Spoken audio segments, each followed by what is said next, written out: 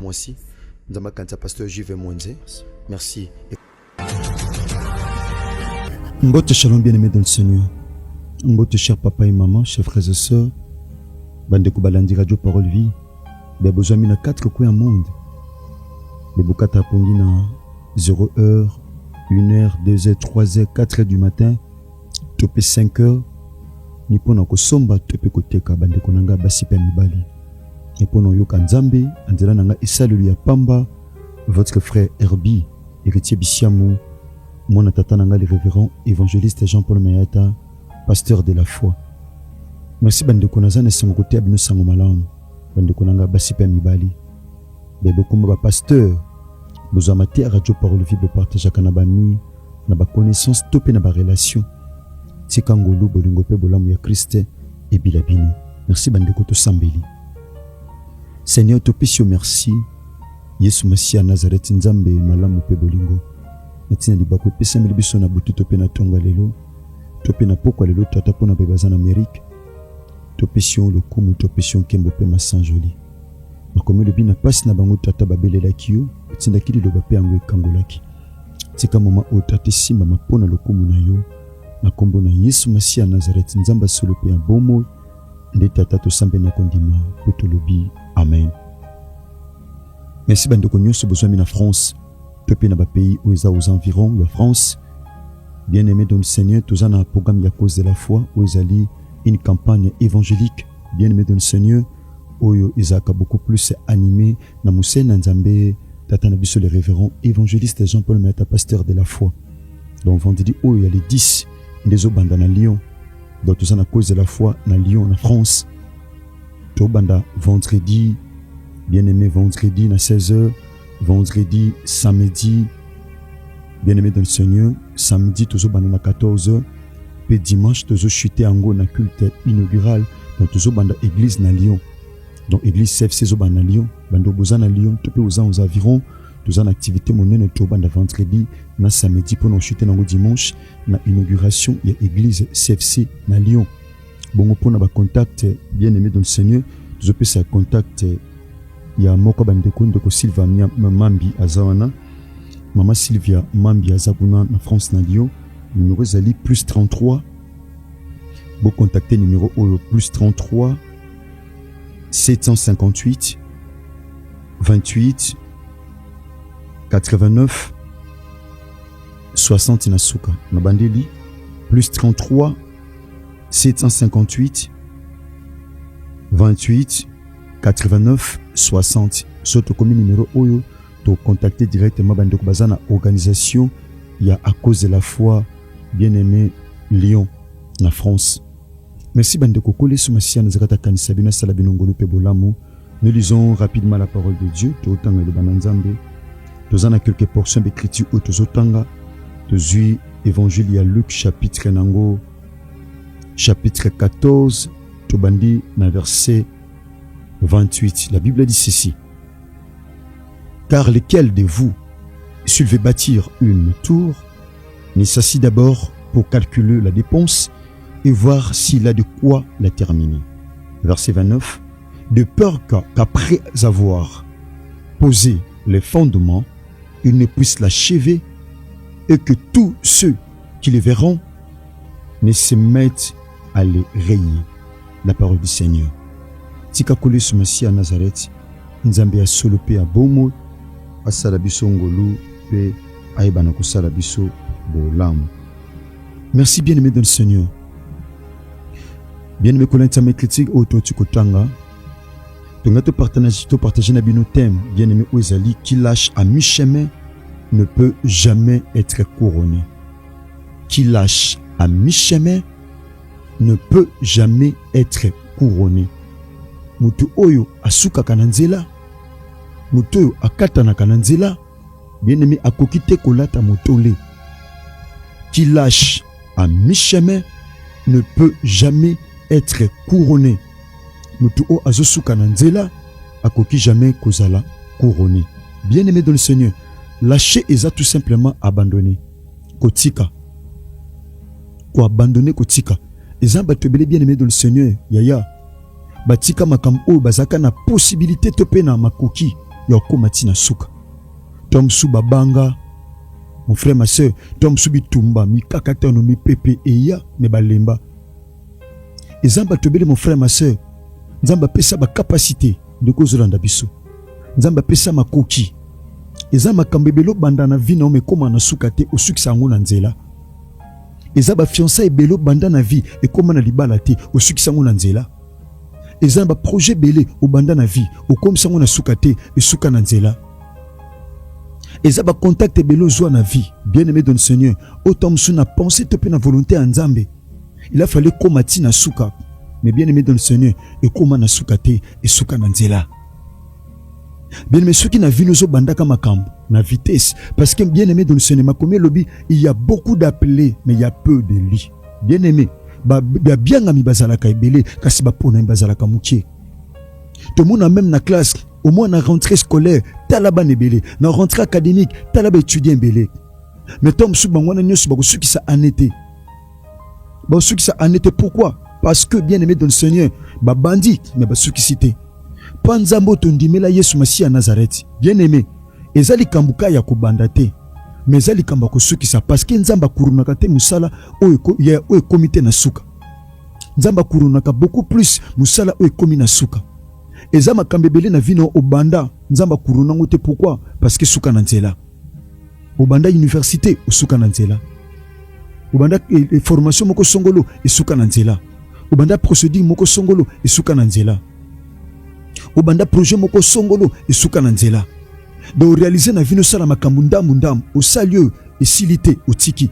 Ok awa obandi esilité otiki. Ok awa obandi esilité otiki. Ceux qui na vino ozozalaka l'esprit ya obanda makambu ya kosuki sate. Bien-aimé dans le Seigneur, c'est un danger na vie. C'est un grand danger ya obanda kamakambu. Bien-aimé, pe ya kozanga kosukisa.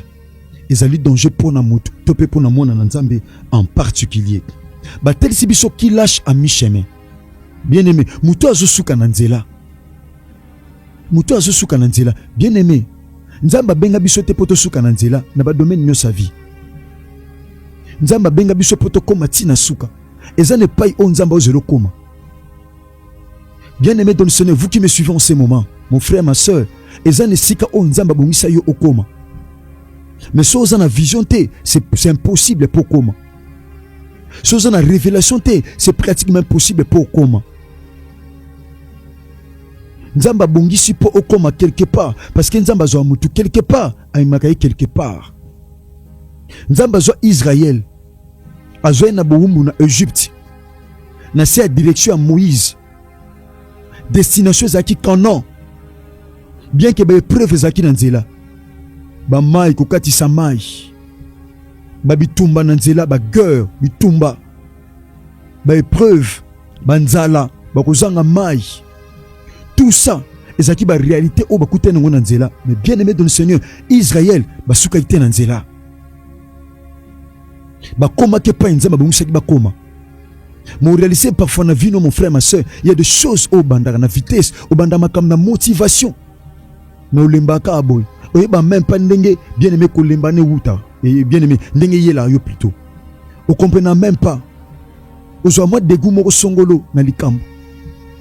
Ozwaka dégoût moko bien aimé ozwaka découragement moko otom suso yebela mutu na makolote mais loko na banda ki on a motivation et loko na banda ki on a succès et loko na banda ki yango na courage mais comment faut na se décourager mais comme il a soukate et comme il a soukate bien aimé dans le Seigneur Tobi mutu oyo c'est lui qui bien aimé qui lâche à mi-chemin ne peut être couronné mutu o a souka na nzela a koma na soukate. Eza pasi po azwa motole. Eza pasi po azwa motole. Bien aimé, ni ne sala ke mutu asuka na nzela. Eloko ni ne sala ke mutu akata na nzela. Ne sika continuer tina suka. Ne sika kende tina suka. Mais asuka na mi-chemin. Exemple tobe asuka na mi-chemin pourquoi? Amona c'est comme si a komi pona ye. Exemple to suka zu descend pona ye si ekoki. Exemple tout bien aimé dans le Seigneur soit kangi lupango pour na yesi ekoki libala nde yangwana. Exemple tout mon frère ma soeur soit ka je loko moko songolo pour na yesi ekoki. Et je dépendre na vision. Et je dépendre na emoniseli. bien-aimé. Et ça dépend de la manière dont chacun de nous voit les choses. Bien-aimé dans le Seigneur. So mutuaza na vision te. Bien-aimé. Choka bandi. Amone loko mon songolo. Azume loko mon pakala. Bien-aimé. Akoyi pe kolemba. Akomona comme si pona ye si alongi. Pona ye sa sombi. Pona ye sa teki. Pona ye sa koti. Pona ye sa bimi. Pona ye sa kei. Pona ye sa zongi. C'est ça. Bien-aimé dans le Seigneur. Et je dépendre de la vision. Bien-aimé. Batu mususu basuka na nzela. Bakoma te pa sengeli bakoma. Pourquoi? Parce que pour na bango bamonas comme si ekoki. Pour na bango c'est ça l'essentiel. Or, to bengama te pour na ko vivre ce qui est essentiel. To bengama pour na ko vivre selon la pensée de Dieu. Il y a des gens comme ça. Na sala kaka bo essentiel na zo lipa. Essentiel na zo. To vivaka te na essentiel. Bien-aimé dans le Seigneur. Nzamba benga biso te pour to vivre na ce qui est essentiel. Nzamba benga biso pour to vivre, bien-aimé, selon sa volonté, bien-aimé. Selon sa pensée. Pas tout le bâté qui est essentiel na zuiboui, essentiel na latiboui, essentiel na kotiboui. Non, bien-aimé dans le Seigneur. Waneza makasi na biso, mais pensée pe volonté en Nzambe, bien-aimé, eza ngote, tobik en essentiel, ka wana, essentiel bana bazuma tembele, essentiel bana balali pongi, essentiel bana bakulamuka, essentiel bana baotanga, essentiel bana balati, tout ça. Bien-aimé, pourquoi? Et ont batu oyo basuka kananzela, bako fournir sous ba effort pour na ba maumuna basuki wana. Bien-aimé, il y a des gens comme ça. Ah, pour nanga diplôme esuki, pour nanga loko esuki, pour nanga déjà moi loko esuki, pour nanga c'est fini, pour nanga mukile suki li awa. Alors que nzamba benga biso na grandeur. Bien-aimé, mutasuka ka pe na mi chemin, tango zangi persévérance.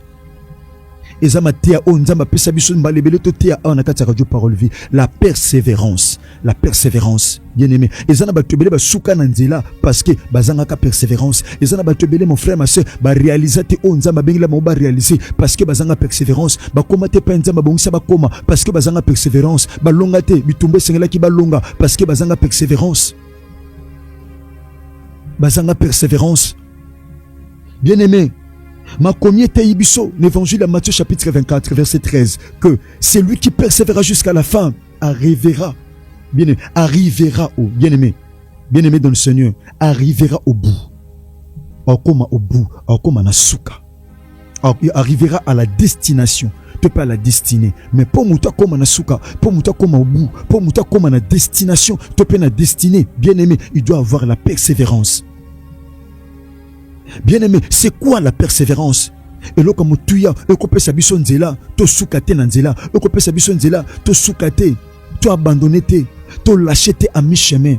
Bien-aimé, la persévérance, c'est quoi? Bien-aimé, c'est le fait de continuer fidèlement à croire que ko simba, atal le loba zemo nesto zo sopana, menzamba ko sunga. Ata 5e zem yango zo sopana, ata 6e zem yango zo sopana, donc alibala bana ba oyate. Ata 3e zemi yango nazozwa, ata 2e, ata liboso, mais non simba mwana. Ndenge Anne asimba ka Samuel, ndenge femme sunamite asimba ka mwana, ndenge Rachel asimba ka mwana. Bien-aimé, c'est la persévérance koyi kampiko na vie. Bien-aimé dans le Seigneur, ezamba tobele lelo bazako abandonner facilement, bazotika facilement. A mekibo simbite atiki. Bien-aimé, un jour na Bible, na 1 Roi chapitre 18. Bien-aimé, Élie le prophète Élie, tango kangaki mvula na 1 Roi chapitre 17, na chapitre 18, il a fallu assembler pour que la pluie retombe. Qu'est-ce qu'il a fait? Il a envoyé son serviteur pour aller voir. Akekota la soki likolo yindi. Après ces informations, il y a le bingana matina au sommet de la Carmel, bien-aimé, du Carmel. Namati au sommet de la montagne, au sommet de la colline, na sambela. Nganake au sommet de la colline, nake na Carmel. Yo kende ko tala soki likolo yindi, soki li pata et salami, oyebisanga. La Bible dit serviteur asalaki surtout, bien-aimé, il n'y avait aucun signe. Mais dans 7e tour, le kola Eli a persévéré qui, dans 7e tour, c'est alors que, bien-aimé, li pata et Télémaki. Ipata et Yindaki. Habitala, na moni penza, je n'ai pas vu grand chose. Sauf que, na moni li pata moko, ya mwindu. lokola pomme de main. Namoni lipata moko ya mundu lokola pomme de main. Abitala lipata ozomona yango eza ko annoncer une grande pluie. Comment? Pourquoi? Parce que Élie avait persévéré. Élie a persévéré qui? Voilà pourquoi la Bible nous dit dans Hébreux chapitre 11 verset 1er. Hébreux chapitre 12 verset 1er. Bien aimé, la Bible dit, la Bible nous appelle à courir avec persévérance. La Bible nous appelle à travailler avec persévérance, à prier avec persévérance, à marcher avec le Seigneur avec persévérance. Ne pas lâcher à mi-chemin. La Bible nous appelle, bien-aimés dans le Seigneur, à marcher avec le Seigneur, bien-aimés, dans la persévérance. Na kati koyi kampiko, poto sukate na mi-chemin, poto sukate na nzela. Bien-aimés, notre bénédiction, bien-aimés, notre bénédiction, notre succès, bien-aimés, notre bénédiction, tout dépend, bien-aimés, de la persévérance. Un persévérant, mon frère, ma soeur, c'est un résistant. Oh, bien-aimé dans le Seigneur, un persévérant, c'est un résistant.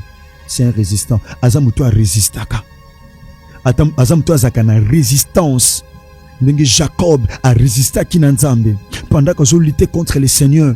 Ange aboukiye luketo abinonti kote soko pambolingate. Il était persévérant. Un persévérant, c'est un résistant. Ato bétiye a persévéré. Ata makambe simbite a persévéré. Ata libale zo simbate a persévéré. Ata commerce zo simbate a persévéré. Ata mak amweke za la volonté à Nzambe qui makambo simbate. Mais ce que ça ka lié na bitumba, to pena ba réalité à vie, je dois persévérer jusqu'à la fin.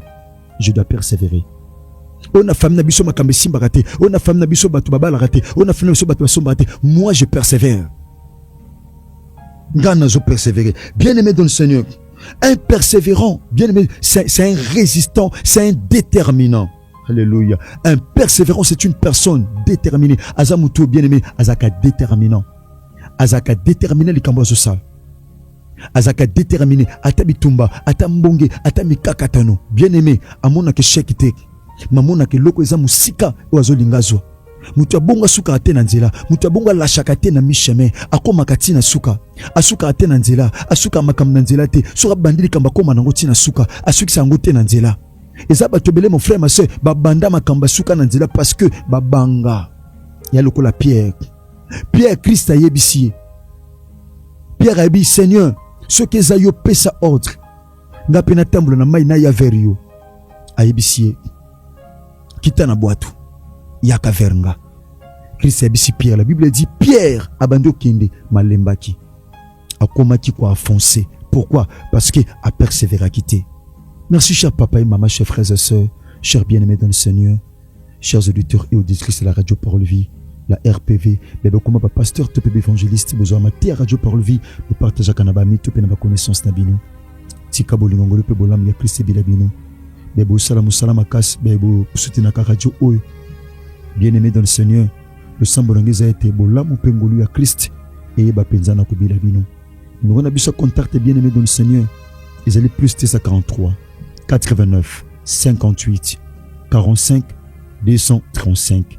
Au comme la biso, au abisso nanzela radio Parole Vie. Topé ça biso ba numéro bien aimé dans le Seigneur. Parce que ça ba numéro monsieur zakat parfois bloqué. Donc topé ça ka o topé ça un des numéros à Parole Vie. So mon numéro comme lui en privé, les numéros radio Parole Vie. Biso te répondre ba tout comme là ba tout mais te répondre ba tout so ba comme biso. C'est ça. Les abatu ba zo ka ba numéro ba tout na kata ba groupe. Ba ndo comme là ba tout ba pesa soi-disant ba prophétie. Biso pesa prophétie pas bateau. À moins qu'il y ait une zambe, Atali s'habille le mot de très particulier. Bien aimé dans le Seigneur. De très particulier. C'est ça. Mais toi, dans le yobo, yozong sakibwe. C'est pas ça. Nous sommes de Pentecôtiste. Nous parlons de la puissance de Dieu. De la puissance du Saint-Esprit. Bien aimé, collez sur Massia Nazareth, Asalabinongolo, et Asalabinogolam. Ce Christ a maison milité, tout côté de Mongolo, bien en continuité. Il y a émission Abisso. Bien aimé dans le Seigneur. Tout soukate, à mi-chemin, mais tout comment qui nous n'a souka. Merci que Jésus-Christ de Nazareth vous bénisse. Merci. Au nom de Jésus-Christ de Nazareth.